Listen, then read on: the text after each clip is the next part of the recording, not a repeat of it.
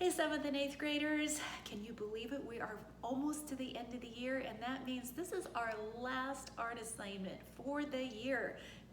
For 8th graders, this will be your last assignment in elementary school. So I had told you before one of the challenges was doing projects that you would have the stuff at home to do it with. Some of you do have a lot of art supplies, but some of you have none. So we've been doing things that use paper and pencil, things like that you would have. Well, I had one more project I wanted you to do, and I realized it's the perfect one to do at home. Probably better to do at home than doing it at school, because you all will have the stuff to do it with, and it's going to be different for each of you. But let me go back and explain a little more. A couple of years ago, I was in Atlanta for an education conference, and I spent part of one day visiting I believe it's called the High Museum of Art. And it is it's considered the top art museum in the southeastern part of the United States. And it is a fabulous museum. If you have a chance to go, you would want to do it. While I was there, I saw some really incredible artwork.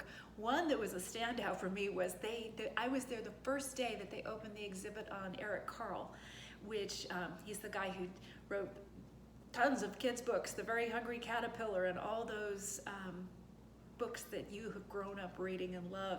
I got to see all his original artwork there that's in those books. It was fantastic. There was one other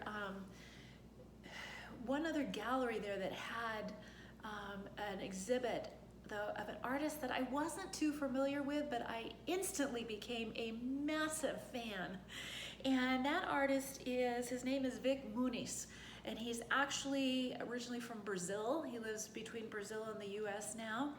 And I'm going to show you here, when you get this presentation as an attachment for the assignment, you can read through what it says here about him. That's a picture of what I took at the art museum. He grew up in Brazil very poor, but he loved doing art. So when he was young, he started making artwork out of whatever he could find. And he is so good at it that he is one of those top artists right now whose works of art sell for huge amounts of money. Here is a picture of him. You can see what he looks like there. And I think this is a fairly recent picture.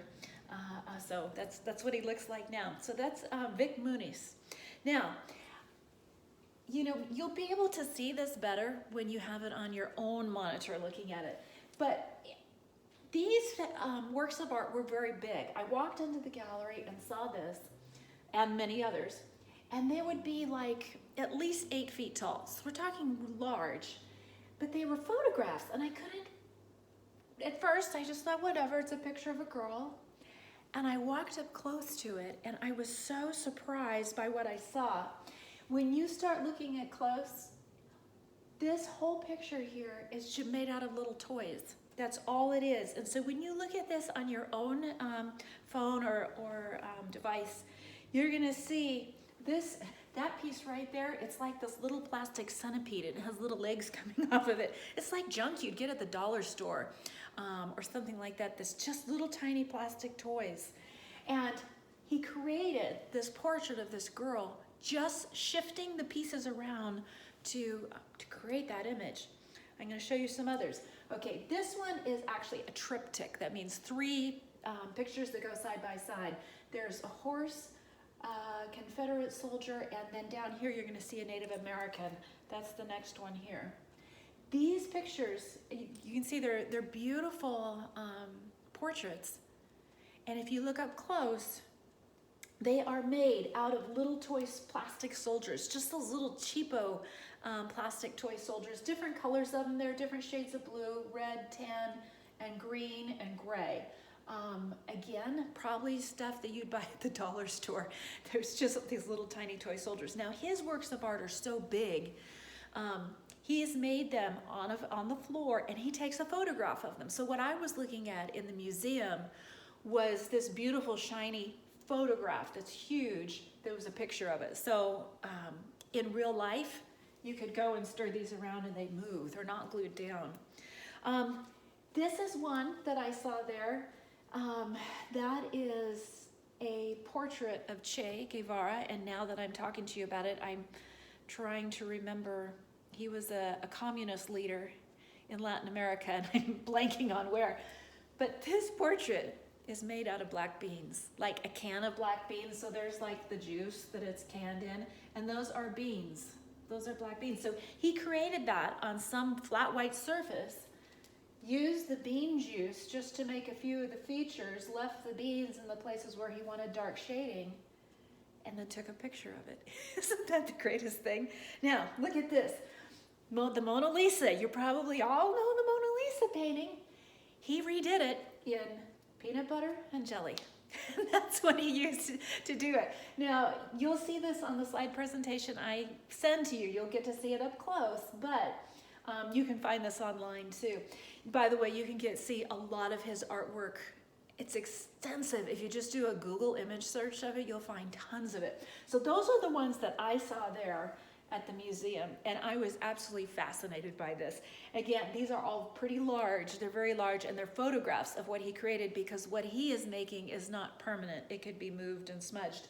Now, I went online and looked for other pictures he's done, and like I said, there's tons of them. Here's one, and this is one. I want you, if you look at this up close, you'll see things in here. That's a beach chair. There's a big oil drum. There's a big blow-up alligator right there. And that's like a laundry basket, a wheel, like maybe off a bicycle, different bicycle tires and stuff. He also makes portraits and pictures out of just junk, trash, any old thing. This is one, I love it. This was the 1,000 paper cranes. He did paper cranes for Japan, and this picture is made out of thousands of folded paper cranes, and he arranged them in a way that it makes the image of one big paper crane.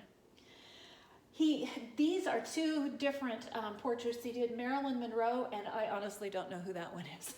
These are done with rhinestones. When you look online, it says he used diamonds. I don't think they're diamonds, they're rhinestones, okay? And he's just moved them around on a black background to make their portrait. They're absolutely amazing how he can do that. All right, here is another one that's made out of, you can see very clearly, major garbage here. These are old tires. Her hair is made out of tires. You can see for the background, he just put all kinds of junk all around the edge. There's a guitar right here, a doll. There's a rim off a car, a clock, garbage bins. There's an old door off of some, like a piece of machinery, traffic cones. There's all kinds of crazy things in there, but it makes the most beautiful portrait. He has made this really big and then taken a picture of it. Let me show you what I mean. Here's another one he did of a lady, and you'll see same kind of things here, garbage bins, all kinds of just junk. Here's how he makes it. If you look at this whole picture, this is some giant warehouse. Those right there are chairs. Similar to, I think they're all attached together like for a waiting room, but they're about the size of what your classroom chair would be. So that gives you an idea of it. Here's a person down here. That little dot is a person. So this thing, he's painted the floor white, and he has arranged all of this junk on that white background to make this beautiful portrait. Now, here he is at a landfill, finding junk to go in his artwork. I love that picture. Now, here, this gives you an idea. This is another portrait he did on that same white background of a warehouse floor. You can see he is up, like on a crane, really high, holding a photograph up, trying to see if what he's done down there so far, if it's looking like his photograph. Isn't that just the greatest thing? I love it. There are those two side by side. That was his final picture. Of course, this was super giant, and then taking a picture of it, and there is the original photograph he was working from. So I hope you are just as amazed as I am by this artwork. Here's another one that he did. This is another one out of toys. And remember, he's not gluing any of this stuff down. He just arranges it on a flat surface and then takes a picture of it. In fact, if you look at him here, here he is in that same picture that he did, and he's laying in it, and now everything's messed up where he's laying. It's not permanent. And there's something kind of neat about that it's the picture, the photograph he takes of it's permanent, but the picture itself isn't. So guess what? Your job is going to be to make some sort of artwork that you can take a picture of that's just made out of stuff from home. Now, I'm going to show you a bunch of examples here. They range from the really basic, because some of you might say, are you kidding? I can't do that. I know you can do something, because you can do this at any level. You can keep it really basic and simple, or you can make it complicated, depending on how you want to challenge yourself. Vic Muniz actually started an art school for kids, and this is a picture of him with some kids out in the lobby, but I loved this.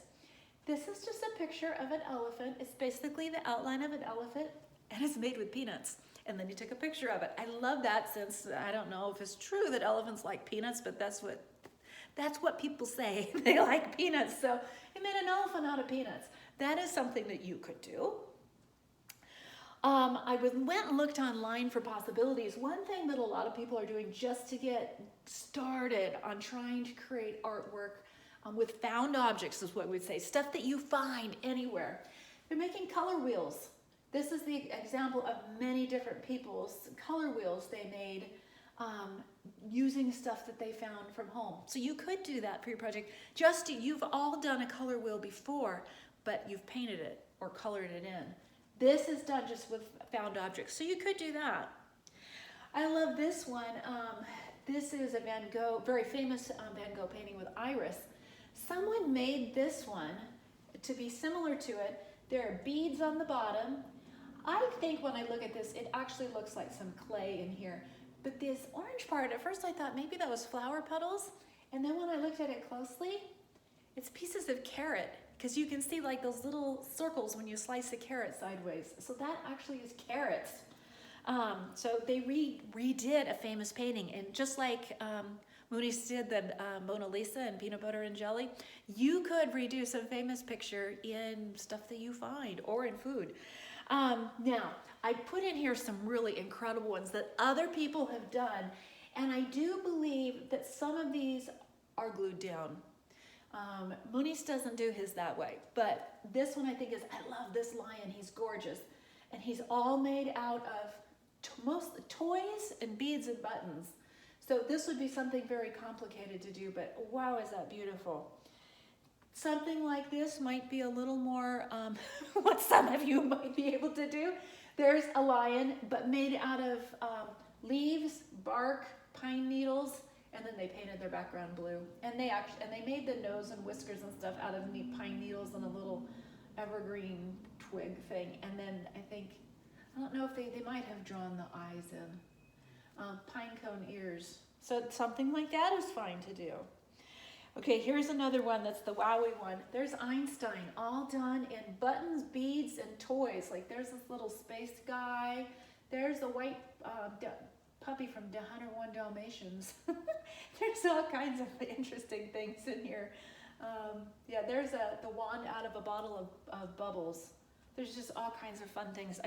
I could look at these all day to see what's in them. So here's another incredible one. Marilyn Monroe, done out of just plastic junk. All kinds of interesting things in there. I think that's a plastic spoon. Actually, I think that's a ladle. There's a blow dryer, and there's a spatula for turning things in a frying pan. There's all kinds. Oh, her lips, that's a red scrub brush there. And there's a dinosaur right there. And another dinosaur, several dinosaurs in that area. Such neat things, I could look all day at it. Okay, here is another famous painting, Matisse sunflowers, done with junk. Clothespins, dinosaur, Legos. I think that is a Jell-O mold. I don't know. Puzzle pieces. Just all kinds of stuff. Now that's one that's more complicated. You don't have to do one that's that complicated, but I want you to see it just for inspiration, if nothing else. Now here's one you could do. Here's a picture of a tree done with outside. I'm assuming at the beach. Stones, sticks, seashells, and it even has roots. Seaweed made the roots at the bottom. Love that one. I'm going to show you a couple here that are made out of flowers and leaves. A bug made out of flowers. The leaves make the little legs. More flowers make antennas.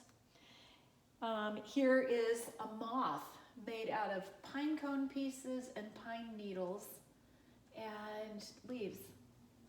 So one possibility is to use natural stuff that you find outdoors. Here is a piece, it's to look like flowers, and it's all made out of metal that's been glued down.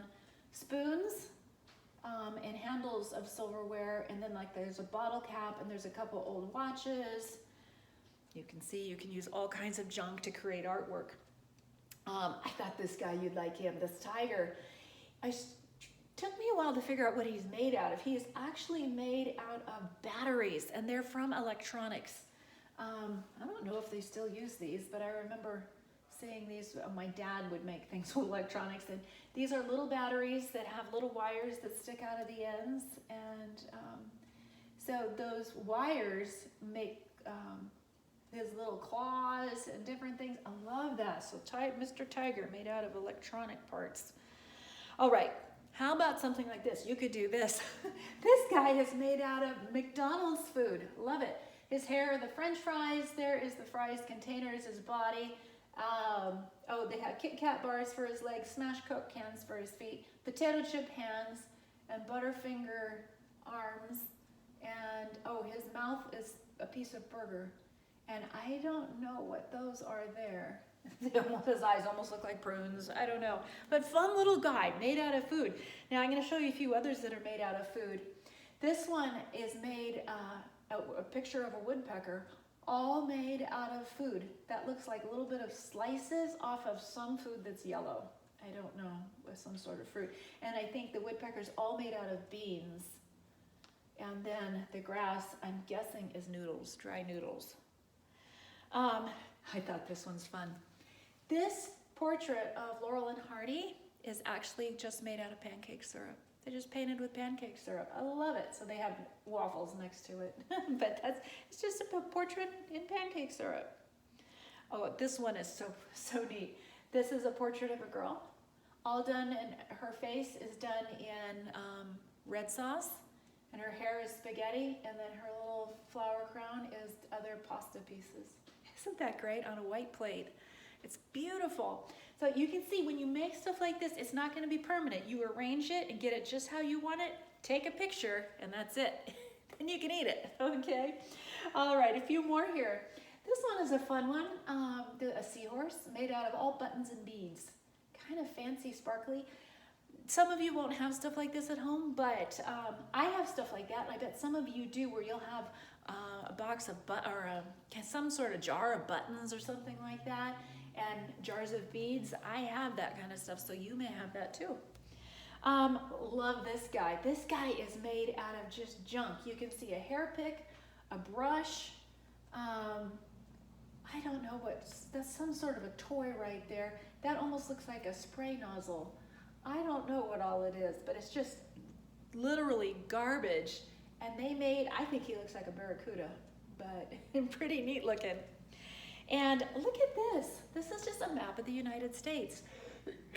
And they did it with a gradation of color across it.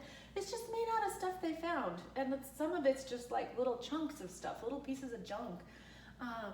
And they just put it out on a white background and arranged it like the United States. I love that. So it's up to you now what you want to make. Here's one more fish guy like him. I think that's like a detergent bottle there that's part of his body, and then there's just pieces of rope. Looks like a handle off of one of those little kitty shovels from when you were a kid, and that looks like a bottle top off like a squirt bottle. Other bottle tops. Makes a great little fish there. Love it. So you can see there are so many things that you can do making artwork from found objects. So we'd say just stuff that you're going to find. Your job is to create some work of art. It can be as basic as the elephant made out of peanuts, or painting something with pancake syrup.